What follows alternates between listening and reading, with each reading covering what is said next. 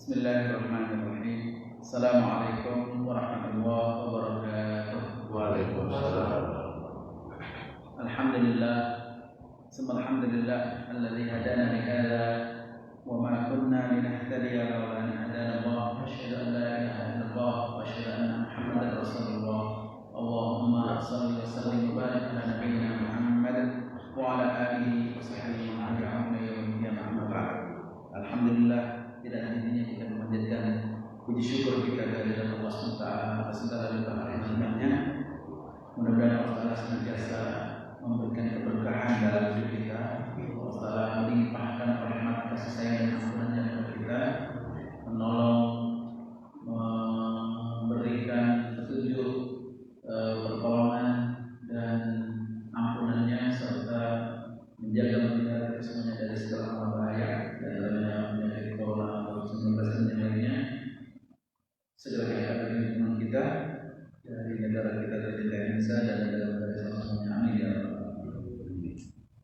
Kita lanjutkan pelajaran kita. Alhamdulillah, sekarang kita di pertemuan pertama di tahun 2021. Tadi diingatkan sama MC kita, dan ini menunjukkan betapa banyak sudah Allah SWT berikan berbagai macam nikmat dan karunia pertolongan kepada kita semuanya.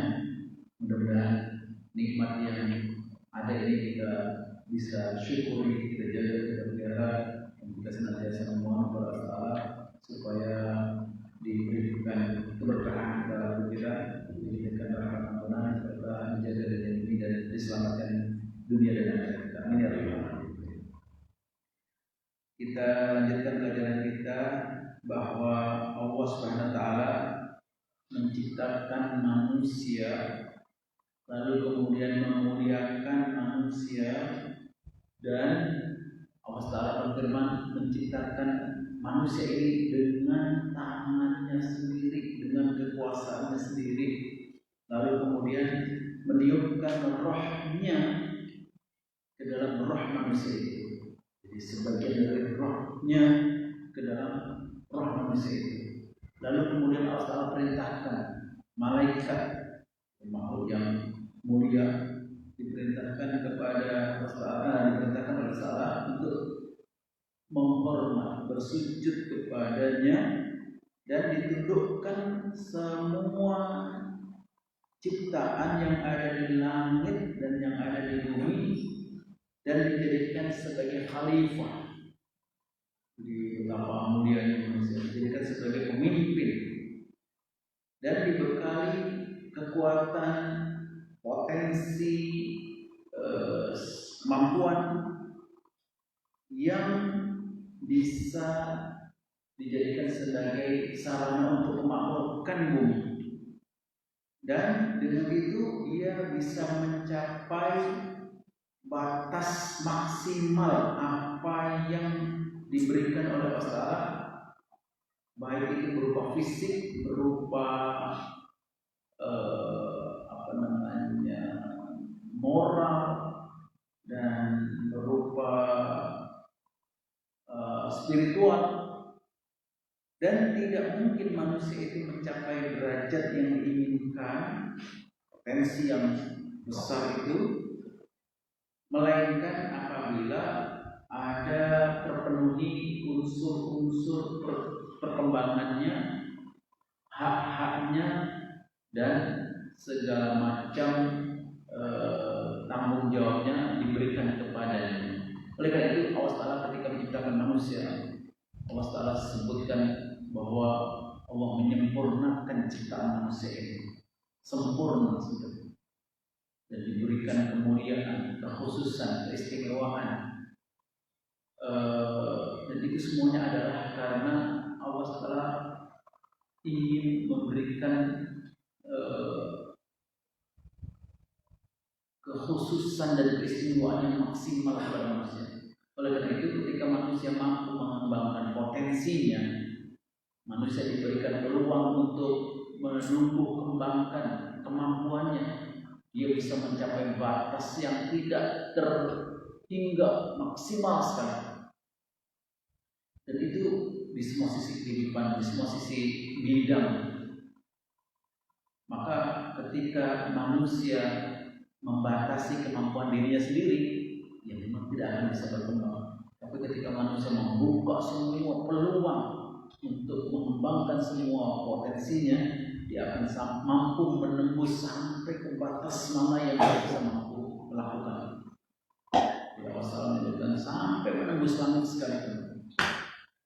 Dan dalam hal ini ada beberapa hak manusia yang harus diberikan, karena Allah menciptakan manusia itu sangat sempurna, supaya manusia itu bisa mengembangkan potensinya yang disyariatkan oleh Islam, supaya hak-hak itu diberikan. Jadi masing-masing manusia punya hak. Nah, hak-hak dalam Islam bagi manusia yang harus diberikan ada 6. Hak untuk hidup yang pertama, yang kedua hak untuk memiliki, yang ketiga hak untuk menjaga kehormatan, siyanatul ard, dan yang keempat hak kemerdekaan, hakul hurriyah, yang kelima hak persamaan derajat, dan yang keenam hak untuk menuntut ilmu. Jadi 6 hak ini merupakan hak setiap manusia yang harus diberikan, karena itu memang haknya yang Allah Ta'ala berikan, yang dijaga oleh Allah.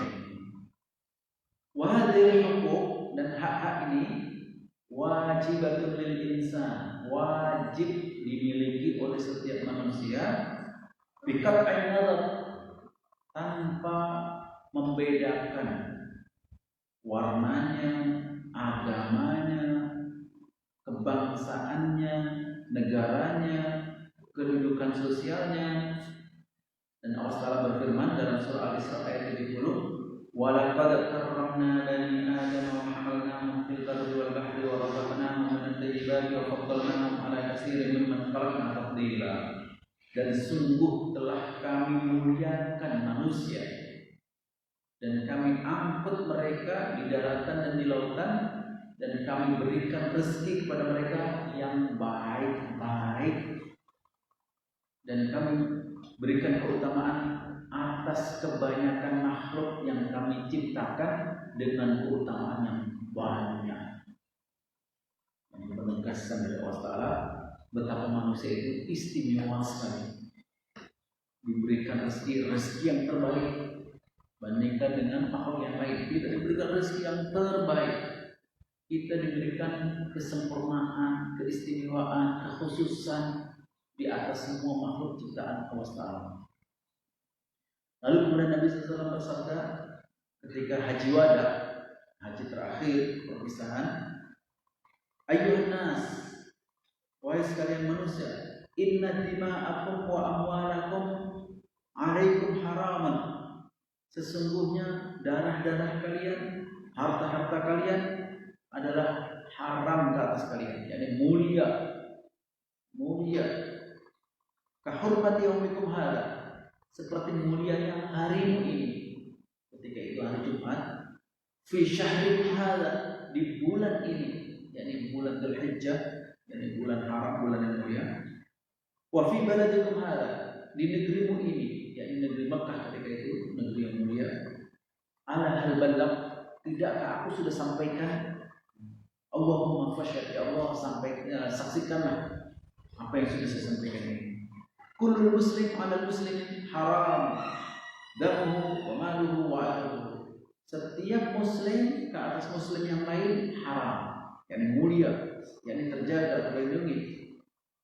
Hartanya, darahnya, hartanya, dan kehormatannya. Hadis riwayat Bukhari Muslim. Jadi Nabi SAW menegaskan ada hak bagi setiap orang tentang nyawanya, tentang harta bendanya, dan tidak boleh zalimi, tidak boleh dianiaya. Oleh karena itu Nabi SAW di akhir pembahasan menegaskan nyawanya, harta bendanya, dan kehormatannya keselamatannya harus dijaga, harus dilindungi. Oleh karena itu, pembahasan yang pertama adalah hak hidup. Setiap manusia punya hak hidup yang harus dijaga, yang harus diberikan, yang harus dipelihara. Dan hakikat ini, hak hidup ini merupakan yang pertama dan yang paling utama, yaitu hakun muqaddas la yahillu intihaku hurmatahu wa la istibahatu himahu, yang harus dilindungi, yang harus dipelihara, yang harus diberikan. Oleh karena itu Allah Ta'ala berfirman, wa la taqtulun nafsal lati harramallahu illa bil haqq, dan janganlah kalian membunuh jiwa yang diharamkan oleh Allah Ta'ala, yang dimuliakan oleh Allah Ta'ala, kecuali dengan cara yang benar. Lalu bagaimana cara yang benar? Nabi SAW menjelaskan dalam hadis yang diriwayatkan oleh Imam Bukhari dan Muslim, la yahillu damu imri'in muslim yashhadu an la ilaha illallah wa anni rasulullah illa bi ihda salas. Tidak dibolehkan mengambil darah orang Islam, yakni nyawa orang Islam, yang bersaksi bahwa tidak ada yang berhak disembah kecuali Allah dan sesungguhnya aku adalah Rasulullah, kecuali dengan salah satu dari tiga hal ini. Yang pertama, as-sayyid az-zani, orang yang sudah menikah tapi masih berzina. Yang kedua, an-nafsu bin-nafsi, orang yang membunuh nyawa orang lain. Yang ketiga, at-tariku lidinihi al-mufarraq wal jamaah, orang yang murtad, keluar dari agama ini dan bergabung dengan kelompok lain. Jadi di sini Allah Ta'ala menegaskan haramnya membunuh nyawa seseorang, dan Nabi SAW menjelaskan ketika ayat tersebut menyebutkan illa bil haq, kecuali dengan cara yang benar. Cara yang benar yang dijelaskan oleh Nabi SAW yang menegaskan bahwa nyawa orang Islam itu sangat berharga, sangat mulia, tidak boleh dianiaya kecuali sebab tiga hal. Yang pertama, berzina. Nah, orang yang berzina itu hukumannya adalah tajam, bunuh. Yang kedua, dia melakukan pelanggaran tindak kriminal, membunuh atau orang bunuh, hukumannya bunuh. Dan yang ketiga, orang yang murtad, keluar dari agama ini kemudian bergabung dengan kelompok musuh. Itu merupakan pelanggaran yang besar, yang disitulah hukum itu harus ditegakkan. Oleh karena itu Allah Ta'ala berfirman, wa la taqtulu auladakum khasyata imlaq nahnu narzuquhum wa iyyakum inna qatlahum kana khit'an kabira. Dan janganlah kalian membunuh anak-anak kalian karena takut miskin, takut melarat, takut apa. Kamilah yang memberi rezeki mereka, dan bahkan kalian semuanya. Sesungguhnya membunuh mereka itu adalah kesalahan yang besar. Maka Allah SWT menjanjikan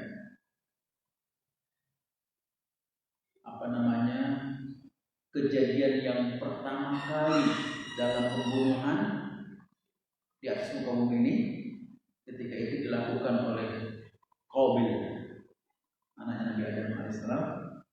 Itu dia mendapatkan dosa berlipat kali ganda karena dia memberikan pelajaran pertama, memberikan sunnah yang pertama, melakukan perbuatan pertama kali dalam pembunuhan, yang kemudian setiap terjadi pembunuhan berikutnya dia akan mendapatkan dosanya dari perlakuan pembunuhan itu. Dan Nabi SAW juga pernah bersabda, laisa min nafsin tuqtalu dzulman, tidaklah satu nyawa yang dibunuh secara aniaya illa kana ala bani adam kiflun min damiha, melainkan anak Adam, yakni yang pernah melakukan pembunuhan itu, mendapatkan bagian dari dosa penumpahan darah itu, di annahu awwal man sanna dialah yang pertama kali melakukan perbuatan pembunuhan itu. Maka paling tidak kita tahu ada hak-hak setiap manusia yang harus dijaga, diberikan, dilindungi, dan salah satu di antaranya adalah hidup, hak hidup, dan diharamkan untuk menganiaya, menghilangkan, merampas dan lain sebagainya. Dan dalam surah An-Nisa ayat 93 disebutkan bahwa yaqtul mu'minan muta'ammidan fajaza'uhu jahannam khalidan fiha wa ghadiba Allahu 'alaihi wa la'anahu wa 'adda lahu 'adzaban 'azima. Yang artinya barang siapa yang membunuh orang beriman dengan sengaja, maka balasannya adalah neraka jahanam, kekal di dalamnya buat selama-lamanya. Allah murka kepadanya, marah sejadinya, dan melaknatnya, dilaknat, dicaci, dimaki, dan menyediakan baginya azab yang sangat pedih. Tidak ada kesalahan yang sampai berlipat kali ganda. Balasan azabnya ini melebihi dari pembunuhan ini. Oleh karena itu ayat ini menegaskan tentang akibat hukuman pembunuhan baik di dunia maupun di akhirat. Jadi di akhirat azab yang pedih, kekal di dalam neraka jahanam, mendapatkan murka Allah Ta'ala, mendapatkan laknat yang kemudian azab yang sangat besar. Oleh karena itu Ibnu Abbas ketika menjelaskan ayat tadi menyampaikan la taubata liqatil mu'min amdan, tidak ada lagi peluang taubat bagi orang yang membunuh orang Islam, orang beriman secara sengaja, karena ayat itu ayat hukum yang terakhir turun. Dan Nabi SAW menegaskan la zawalul dunya ahwanu 'ala Allahi min qatlil mu'minin bi ghairi haqqin. Jadi porak-porandanya dunia semuanya ini bagi Allah Ta'ala masih lebih ringan dibanding dengan nyawa satu orang mukmin yang dirampas tanpa hak, tanpa kebenaran. Dan Nabi Sallallahu Alaihi Wasallam menegaskan lagi dalam satu hadis yang diriwayatkan oleh Imam Tirmidzi, "Lau anna ahlad dunya, lau anna ahlas samai wa ahlal ardi istarafu fi damin mu'min la akabahum Allahu bin nar." Kalau sekiranya terjadi seluruh penduduk langit dan penduduk bumi berserikat, bersepakat membunuh satu nyawa orang mukmin, Allah SWT akan telungkupkan semuanya ke dalam neraka. Dan lagi menegaskan waman ma'ana ala damin muslimin bi syatri kalimatin kutiba baina ainaihi yaumil qiyamah alisan min rahmatillah. Barang siapa yang membantu, yakni bersepakat membunuh satu nyawa seorang muslim saja, walau hanya dengan satu kalimat, dukungan itu hanya satu kalimat saja, maka akan ditulis di antara kedua matanya ini pada hari kiamat nanti, alisun min rahmatillah, orang ini sudah tidak mendapatkan ampunan dari Allah SWT. Jadi betapa berharganya nyawa setiap orang muslim yang harus dijaga, yang Allah Ta'ala menginginkan untuk dipelihara, dilindungi. Dan jangankan membunuh orang lain, membunuh diri sendiri pun tidak dibolehkan. Membunuh diri sendiri pun tidak boleh. Nah ini harus kita ketahui bersama, karena Nabi SAW sudah membuat ketetapan ini sejak 1400 tahun sekian yang lalu, yang ketika itu manusia sedang dalam keadaan kegelapan, dalam kejahiliaan. Nabi Nabi SAW sudah membuat aturan seperti ini. Nabi SAW bersabda dalam hadis yang diriwayatkan oleh Imam Bukhari dan Muslim, "Man taradda min jabalin faqatala nafsahu fa huwa fi nari jahannam yataradda fiha khalidan mukhalladan fiha abadan."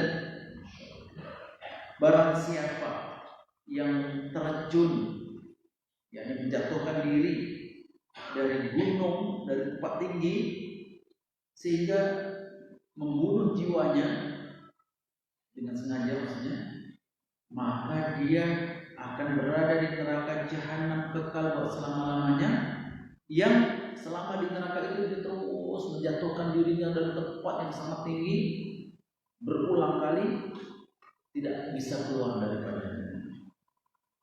Wa man tahassas summan faqatala nafsahu fasammahu fi yadihi yatahassahu fi nari jahannam khalidan mukhalladan fiha abadan. Dan barang siapa yang meneguk satu racun sehingga membunuh dirinya, maka racun yang ada di tangannya itu akan diteguknya di neraka jahanam selama-lamanya, kekal abadi di dalamnya, tidak bisa keluar daripadanya. Wa man qatala nafsahu bi hadidatin fa hadidatuhu fi yadihi yatawajjah biha fi nar jahannam khalidan mukhalladan fi abada. Dan barang siapa yang membunuh dirinya dengan besi, yakni dengan pisau, dengan parang, dan segala macam itu, sehingga membunuh dirinya, maka dia nanti berada di neraka jahanam kekal selama-lamanya. Dan besi yang digunakan itu dipegangnya kemana-mana dan ditusuk-tusukkan ke dalam dirinya, kekal tidak bisa keluar dari badannya. Jadi membunuh diri sendiri haram hukumnya. Allah murka, Allah marah, Allah laknat orang itu. Allah sediakan azab yang paling pedih bagi orang itu, dan tempatnya di neraka jahanam. Termasuk diantaranya yang seperti Nabi Sallam, alladzi yahniku nafsahu, orang yang mencekik dirinya, menggantung dirinya, dia di dalam neraka. Yang menikam dirinya, dia berada dalam neraka. Yang yaktahim itu menjatuhkan dirinya dari tempat yang tinggi, itu juga berada di neraka jahanam. Semua ini adalah bentuk menghilangkan nyawa yang tidak diizinkan oleh Allah Taala, dan itu merupakan tindakan yang menyalahi aturan yang ditetapkan oleh Allah Taala. Oleh karena itu, ini ada kisah yang diceritakan oleh Jundub bin Abdullah. Suatu Nabi SAW bersabda, "Kana fiman qawlakum rajulun bihi jarah." Dulu sebelum zaman kalian ada seorang laki-laki yang terluka di tangannya. Fajazah, lalu kemudian dia marah, dia emosi gitu. Fa akhadha sikinan, lalu diambillah pisau, fa hazza biha yadahu, dipotong tangannya yang luka itu. Fa ma rafa'at dam hatta mata, darahnya tumpah tidak bisa berhenti sehingga meninggal, mati. Kalau Allah Taala berfirman, "Badarani abdi binafsi," hambaku telah mendahului takdirnya ke atasku, memaksakan dirinya mati sebelum waktunya. Haram untuk alaihi, maka aku haramkan baginya surga. Dan dalam yang hadis yang disebutkan, "Man qatala nafsahu," barang siapa yang membunuh dirinya dengan sesuatu, dia diazab dengan sesuatu itu nanti pada hari kiamat selama-lamanya. Jadi ini gambaran bagaimana syariat agama kita memberitahukan kepada kita bahwa Allah menciptakan manusia itu dengan semulia-mulia makhluk, sebaik-baik ciptaan. Kemudian Allah istimewakan dengan berbagai macam kekhususan. Lalu diberikan rezeki yang terbaik, diberikan kedudukan yang terbaik, diberikan peluang potensi untuk mengembangkan dirinya setinggi sejauh mana yang dia mampu, yang makhluk yang lain tidak mampu melakukan itu, supaya manusia ini memakmurkan bumi, supaya manusia ini membawa kesejahteraan, membangun keadilan, memberikan kebahagiaan, memberi contoh kepada makhluk yang lainnya, melindungi makhluk-makhluk yang lainnya. Lalu kemudian ketika dia menyalahi apa yang menjadi tujuan Allah Ta'ala, maka Allah Ta'ala akan murka dan Allah Ta'ala akan memberikan hukuman yang sangat pedih. Oleh karena itu, hukuman bagi orang yang menghilangkan nyawa, membunuh, itu sangat besar dalam syariat ini. Dan salah satu di antaranya adalah hukum qisas. Dan Allah Ta'ala berfirman, "Wa lakum fil qisasi hayatun ya ulil albab." Dan bagimu hukum qisas ini ada harapan kehidupan, wahai orang-orang yang berpikir, agar kalian bertakwa. Jadi itu salah satu di antaranya pembahasannya adalah tentang qisas ini. Dan qisas itu yakni hukuman bunuh kepada orang yang membunuh, itu namanya qisas. Hukuman qisas ini sebenarnya sudah tertulis sejak nabi-nabi sebelumnya, dalam kitab-kitab sebelumnya, di antaranya adalah kitab Taurat. Dalam kitab Taurat itu di sini disebutkan bil faslil hadi wal ishrina min safaril khuruj, pada pasal yang ke-21 dalam bab perjalanan keluar. Ada dalam kitab Taurat itu ketentuan demikian. Anna man daraba insanan famata falyuktar qatlan. Barang siapa yang memukul seseorang sehingga meninggal, sehingga mati, maka dia harus dibunuh.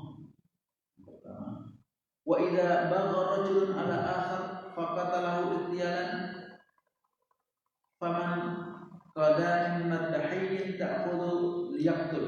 Dan barang siapa yang menganiaya seseorang yang menyebabkan kematian, maka dia juga harus dibunuh. Wa man daraba abahu wa ummuhu yuqtal qatlan. Barang siapa yang memukul ayahnya, memukul ibunya, dia harus dibunuh. Ini dalam Taurat ya. Wa in hasalat adiyatan fa'aqamasam binasir. Dan apabila terjadi penganiayaan, maka nyawa dibalas nyawa, mata dibalas mata, gigi dibalas gigi, tangan dibalas tangan, kaki dibalas kaki, dan setiap luka dibalas dengan luka sampai terjadi ridho antara satu dengan yang lain. Itu Nabi Musa. Ketika Nabi Isa juga menegaskan demikian. Nabi Isa pernah berkata, "Majitu li anqudan namus." Saya datang bukan untuk menyalahi kitab Taurat, namus. Wa inna majitu liutammim. Saya datang, saya diperintahkan untuk menyempurnakan kitab Taurat itu. Dan Al-Quran juga menegaskan demikian.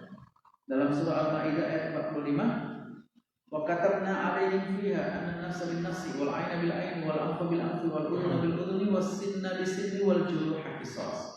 Dan kami tetapkan ke atas mereka, yakni umat-umat sebelumnya, bahwa fiha, dalam kitab itu, setiap nyawa dibalas nyawa, mata dibalas mata, hidung dibalas hidung, telinga dibalas telinga, gigi dibalas gigi, dan setiap luka ada qisas. Lalu kemudian diuraikan, ada pengkhususan bagi umat ini, umatnya Nabi Muhammad SAW ada keistimewaan. Dalam surah An-Nisa disebutkan, An-Nisa ayat 92, wa ma kana lil mu'minin ayaktula mu'minan illa khata'a. Tidak mungkin seorang mukmin itu membunuh mukmin yang lainnya dengan sengaja. Orang mukmin tidak akan membunuh. Wa man qatala mu'minan khata'an fa tahriru raqabatil mu'minah. Barang siapa yang membunuh orang mukmin karena tidak sengaja, karena tersalah, maka dia harus membebaskan hamba sahaya yang beriman dan membayar diat yang diserahkan kepada keluarga yang terbunuh itu kecuali mereka memaafkan. Jadi ada satu proses kemaafan, ada satu proses yang di situ menebus dosa dan kesalahan dengan membayar diat dan membebaskan hamba saya yang disebut dengan kafarah. Nah, ini semuanya sudah menjadi ketetapan agama. Yang bisa kita ambil pelajaran di sini adalah betapa Islam itu penuh dengan ilmu, penuh dengan hikmah, penuh dengan pelajaran, kemudian aturan, hukum, ketetapan yang sangat menarik untuk dikaji, untuk belajar. Dan pelajaran seperti ini kita tidak akan pernah bisa mendapatkan dari agama yang lain. Nggak ada aturan pada agama mereka. Dan juga pada ajaran-ajaran yang lain. Ini banyak lagi bagaimana tentang pelaksanaan hukum qisas, kemudian bagaimana yakni pembunuhan itu yang bagaimana yang menyebabkan qisas, kemudian kenapa Allah Taala menetapkan sedemikian rupa. Ternyata di sini ada pelajaran ini, ada disebutkan oleh Imam Al-Qurtubi bahwa kenapa Allah Taala wajibkan ada dalam pembunuhan itu dibalas qisas. Kalau seseorang itu mendapatkan maaf dari keluarga yang berkorban, dia wajib membayar diat.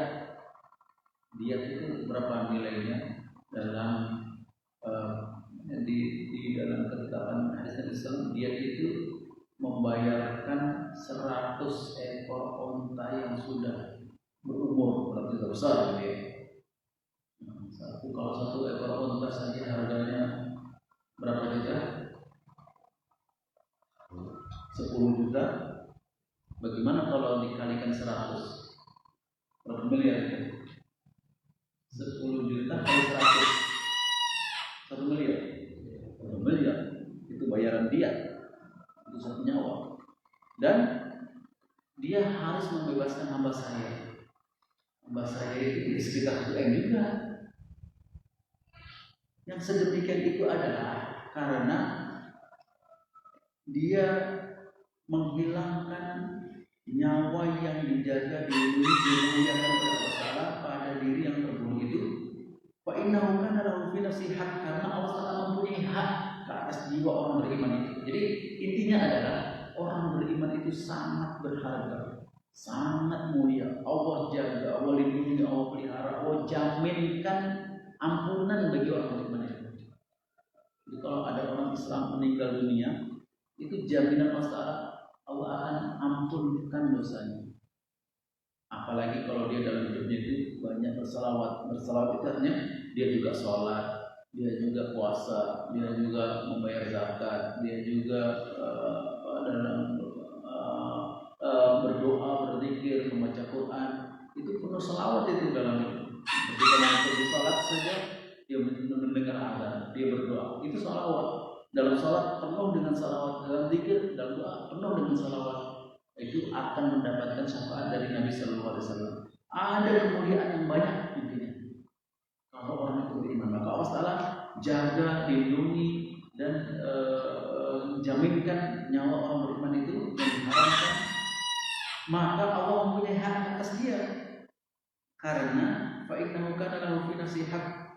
Dan orang beriman itu mempunyai hak juga kepada Allah, yaitu menikmati hidup, yaitu membelanjakan atau mengatur hidupnya itu untuk memberikan perlindungan kepada keluarganya, memberikan nafkah kepada keluarganya, melindungi, membanggakan keluarganya, memberikan kebanggaan.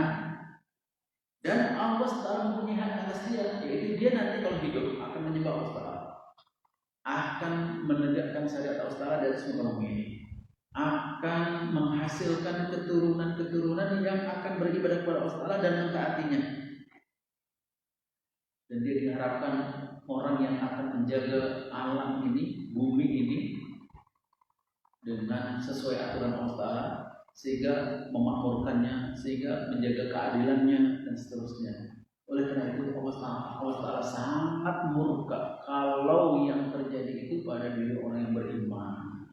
Jadi sangat berharga sekali orang beriman itu. Menghina orang beriman itu adalah suatu kesalahan yang fatal, dosa besar, fusukun, jadi fasik itu dosa besar. Kalau Nabi SAW yang dihina, maka hukumnya adalah bunuh. Kita bahas pada pertemuan sebelumnya, menghina Nabi SAW itu adalah hukumnya bunuh. Menghina orang beriman, yakni selain Nabi SAW, adalah dosa yang besar.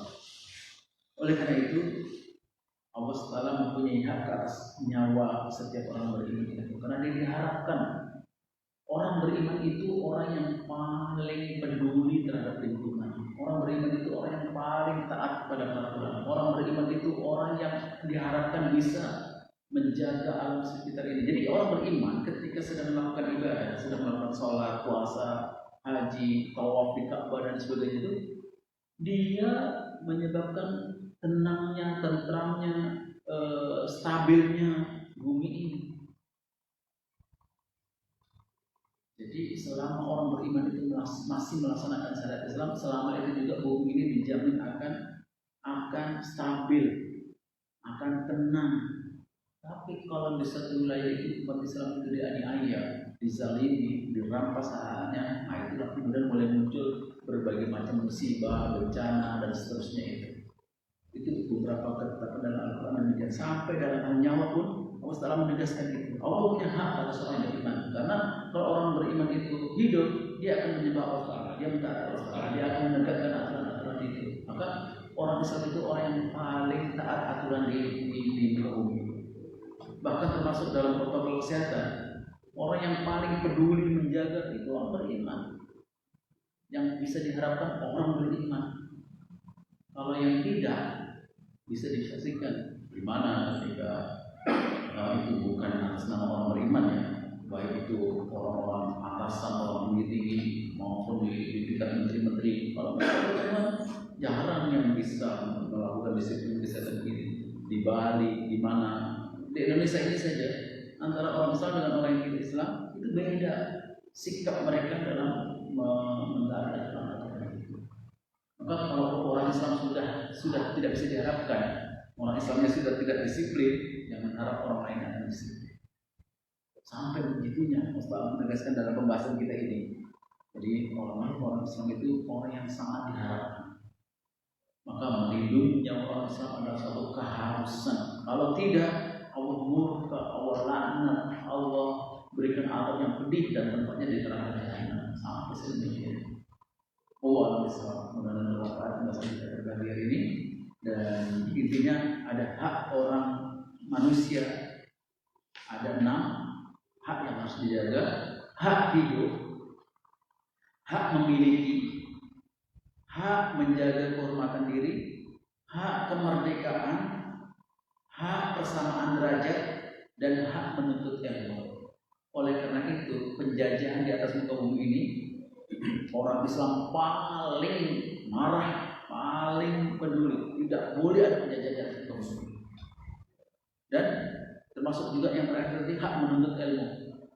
Coba kalau menuntut ilmu ini dijalankan, kita ini berbangsa bernegara untuk memudahkan bangsa kita menuntut ilmu. Anak-anak kita mendapatkan ilmu, maka seharusnya lah ini menjadi tanggungan negara. Anak-anak itu dibiayai oleh negara, karena mereka lah yang kita berikan kewenangan untuk mengelola aset sumber daya alam kita ini. Jangan malah disusahkan. Begitu. Iya, hak-hak tadi itu ada 6. Yang pertama hak hidup, hakul hayat. Yang kedua hak memiliki, hakut tamalluk. Yang ketiga hak menjaga kehormatan diri, yakni hakul siyanatul ard, menjaga kehormatan diri, tidak boleh dilanggar itu. Yang keempat hakul hurriyah, hak kemerdekaan. Setiap manusia berhak untuk merdeka, tidak boleh ada yang menjajah. menzalimi, menganiaya. Yang kelima, hakul musawah, yakni persamaan derajat. Yang keenam, hakut ta'allum, hak menuntut ilmu. Dan hak ini harus diberikan. Tidak boleh ada yang menganiaya, tidak boleh ada yang merampas. Pengalaman dulu kita berada di negara lain itu menghormati kita, menjaga, memelihara kita, memuliakan kita, membiayai, memberi beasiswa kepada kita. Masya Allah, nikmat sekali hidup seperti itu. Pas balik ke negara sendiri tidak diberikan beasiswa. Jadi hak-hak ini ternyata luar biasa. Islam menjaga itu. Karena itu kita ketika diberikan kesempatan peluang untuk memimpin, untuk mengatur, hak-hak inilah yang harus kita jaga, kita pelihara. Kalau bisa ada usulan, ada pertanyaan, ada tambahan, silakan. Silakan Pak Ali. Terkait dengan ini, ya pembunuhan jadi orang yang berbeda, ya kita tahu sekarang ada pembunuhnya dan dikaitkan dengan tadi kan Arab. Iya, Arab hukum. Iya, kemudian ini kan juga nanti berkaitan dengan apa otaknya, ada penggeraknya. Dan terkait dengan mereka masih hidup dulu, gimana kita? Iya. Apakah masih ada ampunan atau mereka dibunuh oleh Allah, mereka akan Arab hukumnya apa juga? Iya. Jadi itulah kenapa kita pelajari bab ini, supaya kita tahu bahwa barang siapa yang bekerja sama walaupun hanya cuma satu kalimat saja, itu Allah Ta'ala memberikan balasan yang sangat besar, hukuman yang sangat besar gitu ya. Orang itu tertulis nanti di antara dua matanya ini aisun min rahmatillah. Orang ini sudah tidak bisa lagi mendapatkan ampunan dari Allah. Begitu. Jadi ini ketetapan dalam syariat kita bahwa perlakuan hukuman itu kesalahan yang sangat besar, tindak kriminal yang sangat besar. Nah, seperti kasus yang terjadi sebelum ini, ya memang begitu dalam pandangan syariat Islam. Harus ditegakkan hukum itu kalau menurut syariat Islam. Jadi kita tidak boleh juga menutup-nutupi, kita tidak boleh juga kemudian semudah itu membuat hukum, membuat balasan gitu kan. Kita harus pastikan dulu, didudukkan perkaranya. Sebenarnya masalahnya apa? Yang dijaga Islam di sini adalah supaya jangan ada di kemudian hari balas dendam yang tidak terkendalikan. Nah, kebiasaan di zaman jahiliyah itu adalah ketika satu kabilah itu terbunuh, maka kabilah itu akan menuntut, dan tergantung kabilah itu. Kalau kabilah itu kabilah yang mulia, kabilah yang besar, kabilah yang kuat, dia bisa membalas sekian orang. Jadi semena-mena balasan itu, dan terus dendam itu akan terus berkembang sampai bisa menghabiskan satu etnis, satu kelompok kabilah itu. Terus akan satu membunuh satu lagi membalas dendam lagi dan seterusnya. Nah, itu yang dijaga oleh Islam. Nah, sejak Islam itu berpengaruh di atas kampung ini, nah ini yang kemudian tereliminir, tidak sampai meluas gitu. Sebenarnya orang Islam itu paling bisa menjaga agama. Coba kalau itu terjadi kepada orang Islam, apa yang terjadi? Gitu ya. Bisa jadi akan terjadi balas dendam, kemudian keluar lagi ancam tindakan-tindakan yang di luar hukum dan lain sebagainya. Sebenarnya kita ingin ditegakkan hukum itu supaya jelas kalau memang dia akan kecuali 3 hal tadi itu Nabi SAW menyebutkan: orang dewasa yang sudah menikah berzina, kemudian orang yang melakukan tindak bunuh, an-nafsu bin-nafsi, nyawa dibalas dengan nyawa.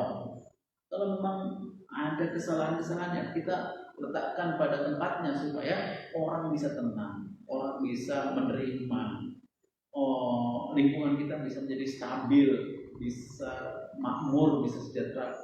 Nah, kalau terus terjadi keributan begini, Nah, ini yang akan menimbulkan musibah, bencana, fitnah dan sebagainya itu.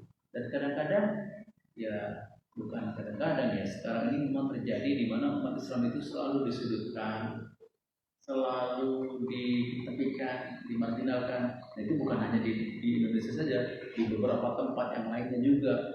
Karena ini merupakan senario, ada satu rancangan yang hidden agenda yang ingin membenturkan antara. Maka kita juga harus arif juga.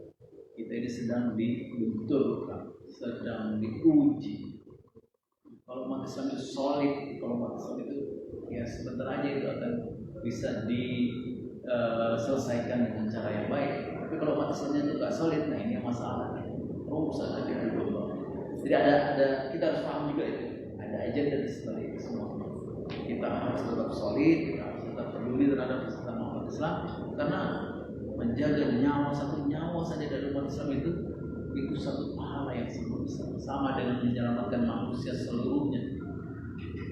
Jadi itu dalam aturan syariat Islam. Oleh karena itu orang Islam dalam beberapa kali pemilihan pemimpin itu wajib memilih orang Islam sendiri. Itu memang sudah satu hukum. Masalahnya orang Islam sendiri kadang-kadang tidak mau memilih orang Islam sendiri. Nah, terjadilah masalah-masalah yang di luar keinginannya itu gitu. Nah, kita harus solid. Nah, pelajaran inilah yang mengajarkan kepada kita ternyata menjaga, melindungi nyawa satu orang beriman saja itu sudah satu hal yang sangat besar pahalanya, dan ketika menghilangkannya juga sangat besar dosanya.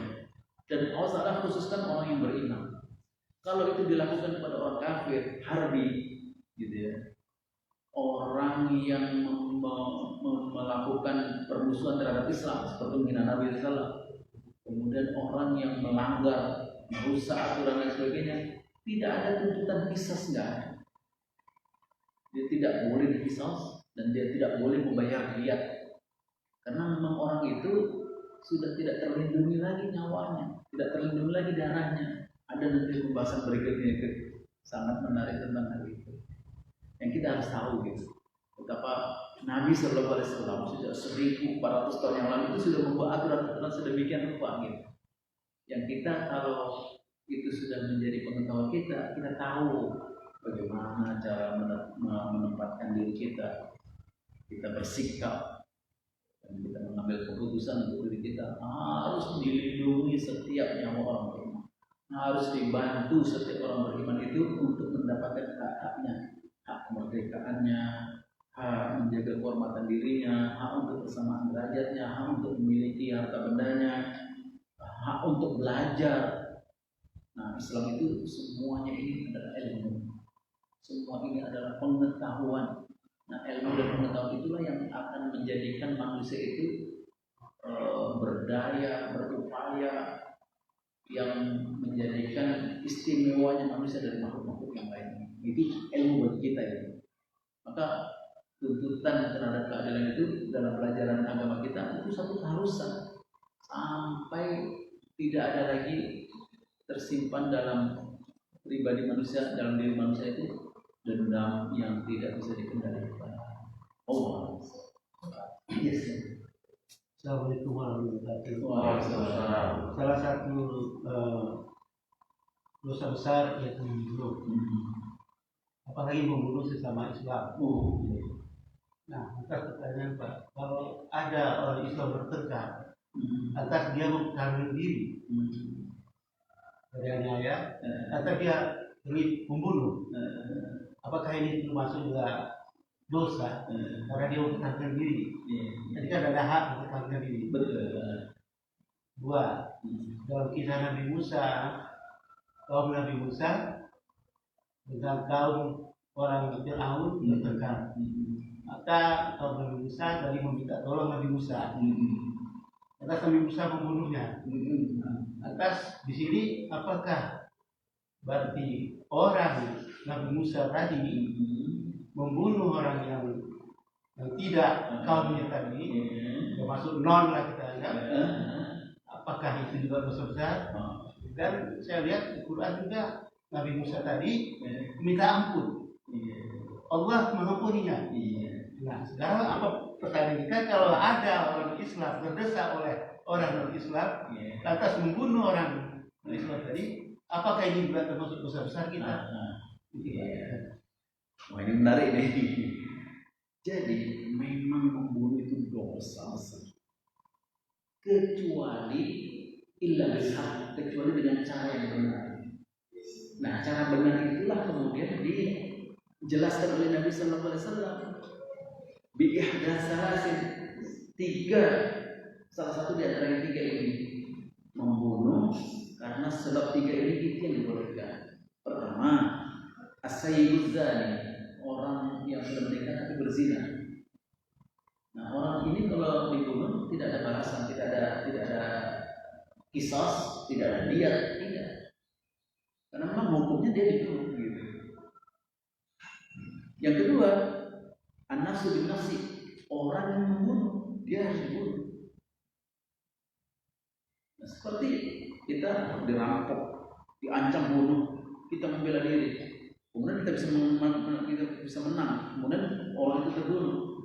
Nah, itu memang dia harus dibunuh gitu.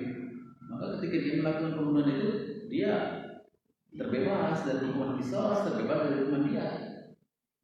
Yang ketiga, orang yang murtad, keluar dari agama, bergabung dengan kelompok musuh, kemudian dia memburuk-burukkan Islam gitu kan. Ya memang dia harus dibunuh. Nah, kalau orang seperti ini dibunuh, tidak ada qisas, tidak ada dia gitu. Nah, 3 hal itulah salah satu yang dilakukan oleh Nabi Musa tadi. Kelompok Fir'aun ini memukul kelompoknya Nabi Musa. Orang itu tidak tahu kepada Nabi Musa, Nabi Musa lindungi, orang itu masih menyerang, dipukul sekali pukul langsung mati. Kuat sekali Nabi Musa itu. Maka Nabi Musa tidak ada dosa, tidak boleh diqisas, tidak boleh dihukum dia gitu kan. Tapi dia dikejar oleh Fir'aun itu gitu kan. Maka dia lari, dia kabur. Lalu kemudian dia merasa bersalah, dia minta ampun. Orang Islam itu selalu akan merasa bersalah dan akan minta ampun bersalah sebagai bentuk evaluasi diri, introspeksi diri. Jadi itu harus, siapapun mereka wajib bertobat, wajib beristighfar bersalah, walaupun dia tidak punya salah. Tidak bisa menimbangkan potensi saja itu sudah satu kesalahan bagi kita. Diamnya orang Islam itu sudah satu kesalahan, maka kita perlu mohon ampun bersalah supaya kita bisa meningkatkan diri kita, potensi kita. Jangan orang diam, orang yang banyak berkarya saja itu tetap harus banyak mohon ampun bersalah, karena selalu akan ada salah saja. Semakin banyak karya kita, semakin banyak pekerjaan kita, semakin banyak kontribusi kita, semakin banyak juga kesalahan di situ. Karena kita tidak sempurna. Sebaik-baiknya tetap kita banyak memohon ampun bersalah, itu sebenarnya pelajarannya. Jadi 3 hal tadi itu, Masya Allah, itu orang itu tidak terlindungi lagi dari Allah saja sudah berlepas diri. Makanya dulu di zaman kita itu perempuan-perempuan yang pelacur itu disebut WTS ya kan? Bukan seperti sekarang disebut komersial, seks komersial. Itu mengubah diri saja. Seharusnya wanita tuna susila. Karena mereka sudah tidak ada moral lagi. Jadi pelacur itu hilang semua susilanya, akhlaknya, harga dirinya itu hilang. Dia sendiri sudah nggak bisa memanfaatkan dirinya. Di situ sumber penyakit, di situ sumber masalah, di situ sumber masalah sosial, sumber segala-galanya. Sebaiknya orang ini dibunuh. Kalau tidak, dia akan meracuni kehidupan sekitarnya. Begitu juga dengan orang yang membunuh. Orang bunuh kalau memang dia melakukan sengaja, apalagi dibunuh orang Islam, nggak ada kebaikan pada orang itu. Akan selalu melakukan pembunuhan berikutnya. Itu akan menghancurkan, merusakkan lingkungannya. Bunuh saja. Hukumnya qisas seperti itu. Sama juga orang yang keluar dari agama Islam, sudah tahu petunjuk, kebaikan, manfaat bagaimana dia berada dalam Islam, merasakan ini nikmatnya hidup ini, nikmatnya bahagianya, dia keluar, malah bergabung dengan musuh, malah memusuhi Islam, tidak ada kebaikan pada orang itu. Jadi begitu. Jadi kalau kita dalam rangka melindungi diri dari itu, menjaga diri, membela kebenaran dan sebagainya, dan orang itu berada pada kesalahan yang 3 ini, memang nggak ada salahnya. Makanya yang terjadi di Perancis yang terjadi di Prancis, orang menghina Nabi Sallallahu, menghina Nabi Sallallahu ini hukumnya bunuh. Kalau hukum negara, orang yang mempertahankan diri tadi kan membunuh. Nah itu hukum negara, hukum formal, ya kan? Nah hakim dalam Islam, hakim qadhi dalam Islam itu memang berhak untuk menentukan hukuman yang terbaik sebagai pelajaran. Semua itu adalah dalam rangka untuk menghilangkan dendam tadi. Maka orang yang melakukan pembunuhan tadi dihukum penjara. Tidak boleh dihukum qisas, tidak boleh dihukum diyat, bahkan tidak boleh dihukum kafalah, tidak boleh. Ada penjara. Karena untuk menjaga melindungi orang itu dan orang yang terkorban tadi ini. Jadi itu tidak apa-apa dalam syariat Islam boleh. Hakim berhak untuk menuntut itu. Kalau ada sedikit kesalahan pada diri orang itu, cambuk paling maksimal dalam Islam, cambuk paling maksimal. Tapi tidak boleh hukum qisas, tidak boleh hukum diyat yang memberatkan itu tidak boleh. Jadi sebenarnya menarik itu. Makanya ini di barat orang banyak mempelajari Islam karena menariknya kasus seperti ini gitu. Ini ilmu gitu. Dan kisah-kisah yang sangat menarik di zaman Nabi SAW itu, bagi mereka itu pelajaran yang sangat berharga. Makanya tidak sedikit di barat itu orang betul-betul menguasai Islam, hanya Islam dijadikan sebagai ilmu saja. Boleh saya cerita sedikit? Minta waktunya sedikit lagi. Dulu di tahun 1990 apa begitu, heboh viral di media kita yang diceritakan oleh Habib Quraisy bin Qasim Baharun, orang Cirebon. Ditulis di media Indonesia kita. Waktu dalam perjalanan pesawat, dia satu tempat duduk sebelahnya itu ada orang Jerman, namanya Anne Mary Schimmel. Itu dicatat itu, dicek di internet, ada namanya Anne Mary Schimmel, orang Jerman. Dia pakai hidung, kemudian menanyakan ila aina anta, dalam bahasa Arab yang fasih pada Habib Quraisy ini. Habib Quraisy jawab, saya menuju ke Jordan, transit, baru kemudian di Yaman. Kemudian enak, dari mana? Saya dari Indonesia. Tiba-tiba si ibu yang usia 65 tahunan itu, oh dari Indonesia, di daerah mana tinggal? Dia langsung berubah bahasa Indonesia. Saya tinggal di Jawa. Langsung berubah menjadi bahasa Jawa yang halus.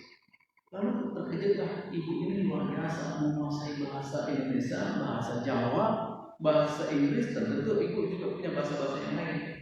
Dia bilang, Alhamdulillah, saya menguasai 11 bahasa asing dan 20 bahasa daerah. Agung sekali. Lalu ngobrollah selama perjalanan Islam itu tentang Islam. Ibu ini bercerita tentang Islam luar biasa, dalam ilmunya. Kemudian ditanya, emang ibu mengerti Al-Quran? Saya hafal Quran. Saya baca 60 kali berulang-ulang Quran itu saya hafal. Kebetulan ibu ini dikaruniakan fotografi sintesis, jadi ada orang yang cepat sekali menghafal. Melihat beberapa kali itu tahu hafal itu. Ingat bahkan barisnya keberapa, halaman berapa, di paragraf yang keberapa. Kemudian bercerita Islam sangat agung. Kemudian itu bahkan menambahkan kalau mempelajari Islam, Quran saja tidak cukup, harus hafal hadis. Saya hafal hadis hukum. Hadis hukum itu ada bukunya namanya Subul Salam. Dan tidak cukup hanya hadis hukum, harus hadis tentang fadail amal. Saya hafal Riyadhus Shalihin. Riyadhus Shalihin tebal 3 kali daripada buku ini. Hafal dia. Dan tidak cukup dengan Riyadhus Shalihin, dia juga hafal kitab tafsir Jalalain. Dia juga hafal bukunya Imam Al-Ghazali Ihya Ulumuddin, terutama Dalail Al-Qulub gitu ya. Tentang hati, dia menguasai betul tentang psikologi. hafal dia sampai terkagum-kagum. Dia merasa belum pernah menjumpai orang yang lebih hebat dari gurunya, melebihi dari perempuan ini. Perempuan ini lebih hebat lagi gitu. Kemudian setelah diketahui turun di Jordan itu, ibu ini mengambil barangnya, terjatuh satu kalung salib yang disembunyikan dalam dadanya. Kemudian terkejutlah ini Habib Quraisy ini. Lalu ibu ini mengatakan, sebentar, nanti saya jelaskan di transit, di ruang transit. Kemudian di ruang transit ada lobby, dia duduk, dia menjelaskan, saya bukan Kristen. Ini adalah hadiah dari ibu saya yang sudah meninggal. Saya pakai. Saya mempelajari Kristen, saya mempelajari Hindu, saya juga mempelajari Islam. Bagi saya Kristen itu hanya dongeng-dongeng saja. Tapi Islam itu banyak pelajarannya. Dia ketika itu dosen di 3 universitas di 3 negara yang berbeda tentang Islamic literature and mysticism, tentang sufi. Nah, intinya banyak orang-orang barat itu yang sudah membaca pelajaran-pelajaran seperti ini, dia menguasai. Sehingga di barat itu ada beberapa universitas yang fakultasnya itu tentang Oriental Studies. Nah, orang yang belajar itu disebut Orientalis. Banyak sekarang, banyak. Di Amerika juga ada seorang namanya John S. Esposito. Jadi dia juga menguasai Islam, banyak menguasai Islam. Yang kami kita ceritakan dahulu, ada Michael Hart yang mengalami the 100 most influential person in history, 100 tokoh yang paling berpengaruh di dunia. Nah, itu semuanya karena dia sudah tahu dalam Islam itu ada ilmu yang sangat berharga. Dan kalau kita pelajari itu menjadikan kita orang yang musafah, orang yang sangat berpendidikan begitu.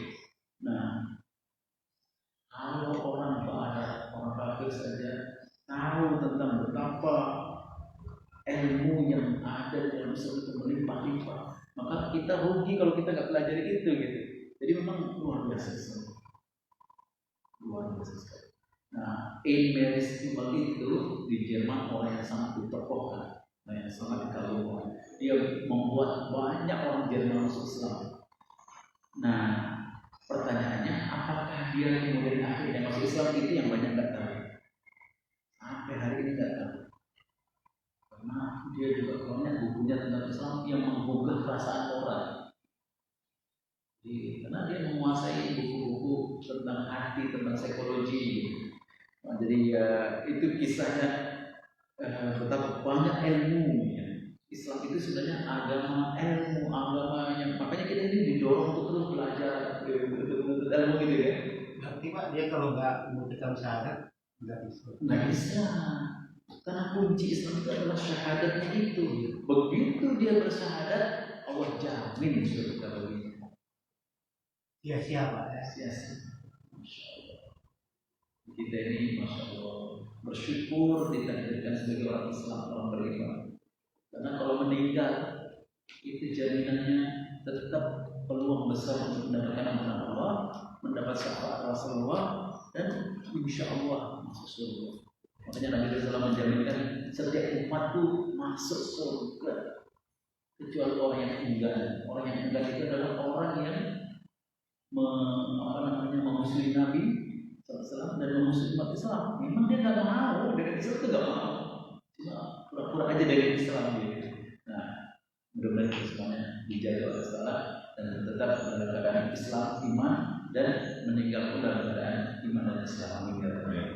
Ada lagi pertanyaan? Kalau sudah tidak ada, dari saya cukup sekian. Assalamualaikum warahmatullahi wabarakatuh.